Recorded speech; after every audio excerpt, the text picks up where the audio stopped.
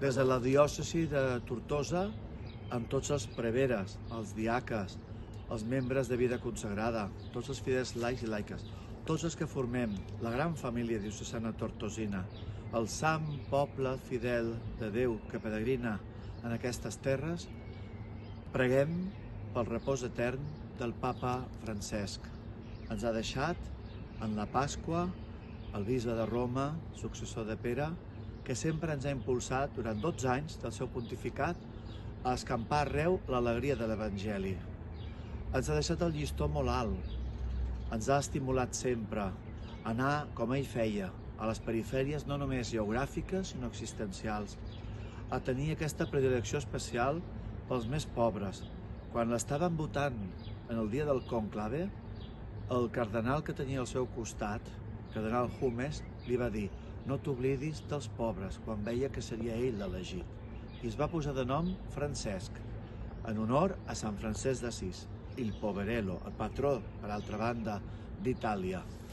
I a fe de Déu que els pobres han estat en el seu cor i ha portat arreu aquesta predilecció del Senyor. I ens ha posat deures, ens deixa un llegat molt gran.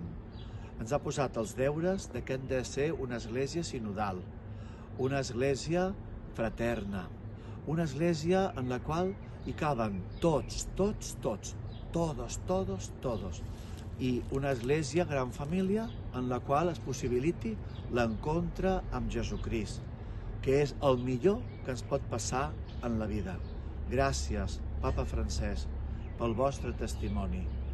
Preguem pel Papa Francesc i preguem també ara pel que serà successor del Papa Francesc i perquè aquest llegat que ens deixa i els deures que també ens hi ha posat amb el sínode de la sinodalitat, amb el document final que haurem d'anar aplicant a totes les diòcesis de la nostra Església Universal, preguem perquè puguem aplicar-ho amb l'ajuda de Déu i guiats pel nou pontífex que sigui elegit pels cardenals en conclave en els propers dies.